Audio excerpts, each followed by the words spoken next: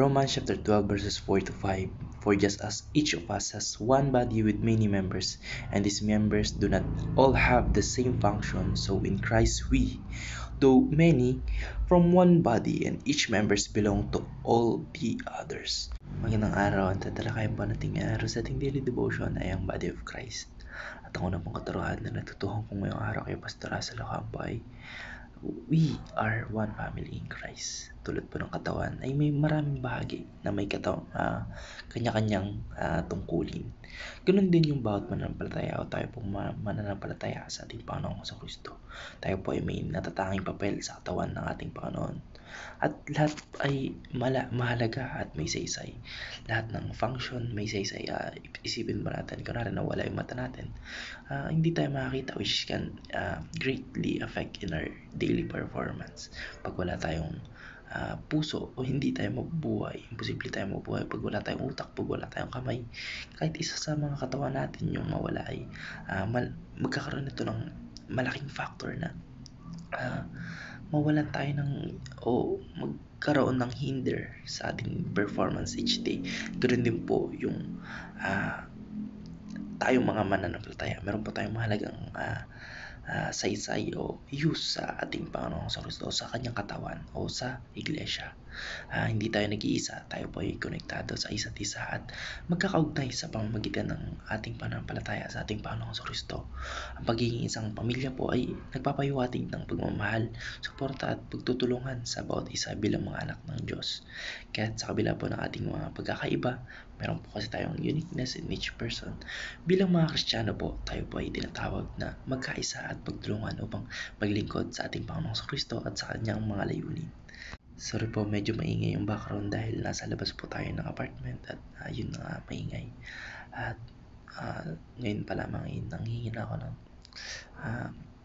konting tawag dito, pasensya dahil yung mga pusa, yung mga jeep, mga sasakyan o yung mga taong dadaan ay maririnig natin sa ating background. At matuloy tayo sa ating tatalakayin. Ang natutuhan ko lang po sa pangalawang katuruan ni Pastor Russell Ocampo ay we are ambassadors of Christ. Tayo po bilang mga mananampalataya ay itinalaga upang magrepresenta sa ating Panginoon Diyos sa mundo.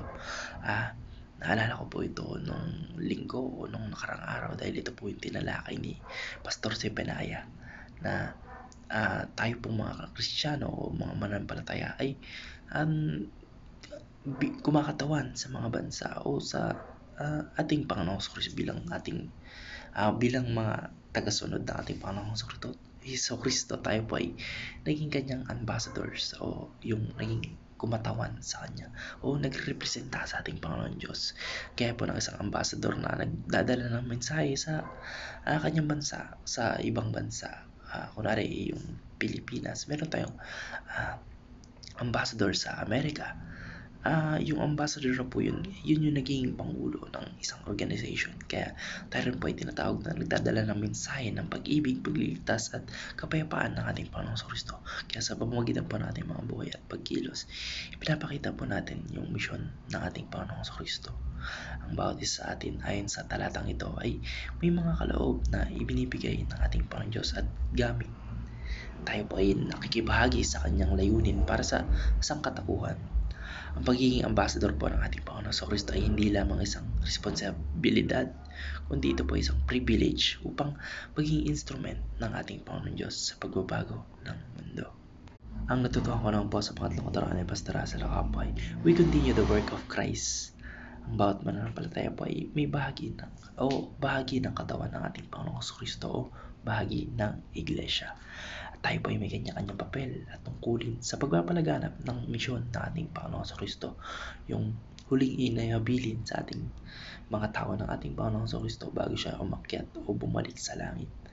Bilang mga miyembro po ng katawan ng ating Panginoong Kristo o ng iglesia, pinagpapatuloy po natin yung misyon sa na iniwan sa atin ng ating Panginoong Kristo dito sa mundo, tulad po ng pagmamahal, paglilingkod at pagpapahayag ng Ebanghelyo, which is the Great Commission, yung share the gospel o tawag dito, discipline of all nation, teaching them o baptize them in the name of the Father, the Son, the Holy Spirit, Amen, etc. etc. Yun po yung The Great Commission.